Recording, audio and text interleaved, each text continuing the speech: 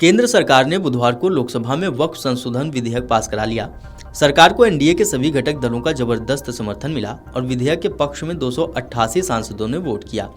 वहीं इसके विपक्ष में 232 वोट पड़े। इसके साथ ही विधेयक के राज्यसभा में जाने का रास्ता साफ हो गया। केंद्रीय अल्पसंख्यक मंत्री किरेन रिजिजू ने गुरुवार को इस बिल को राज्यसभा में भी पेश किया, लेकिन वक्फ संशोधन विधेयक की असल परीक्षा इसी सदन में मानी जा रही है। आपको बता दें कि राज्यसभा में एनडीए का बहुमत जरूरी संख्या बल पर ही स्थिर है।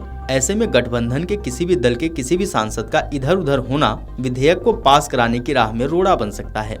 इस बीच बीजू जनता दल यानी बीजेडी ने अपना रुख वक्फ संशोधन विधेयक की खिलाफत करने का बदल दिया है। अब पार्टी के सांसद सस्मिता पात्रा ने कहा कि वक्फ विधेयक के लिए पार्टी की तरफ से कोई विहिप जारी नहीं किया गया है। सांसद अपनी अंतरात्मा की आवाज को सुनकर राज्यसभा में वक्फ विधेयक पर वोटिंग कर सकते हैं। आपको बता दें कि बीजेडी ने लोकसभा में वक्फ संशोधन विधेयक पर चर्चा से पहले इसका विरोध करने की बात कही थी, लेकिन अब फैसला बदलने से राज्यसभा में विपक्ष की स्थिति और कमजोर हुई है। राज्यसभा में बीजेडी के 7 सांसद हैं।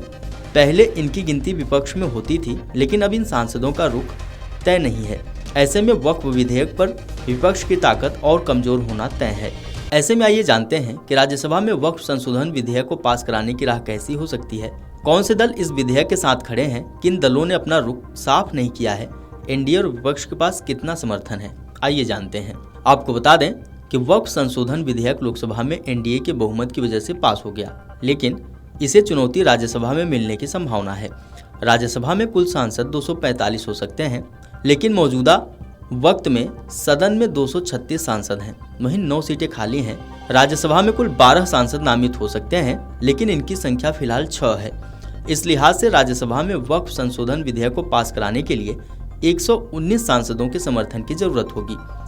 राज्यसभा में भी आंकड़ों के लिहाज से एनडीए के पास पूर्ण बहुमत है, लेकिन राज्यसभा में भाजपा सबसे बड़ी पार्टी है और उसके पास कुल 98 सांसद हैं। इसके अलावा लोकसभा की तरह ही जेडीयू, टीडीपी, एनसीपी व अन्य दलों की तरफ से भी एनडीए को समर्थन मिला हुआ है।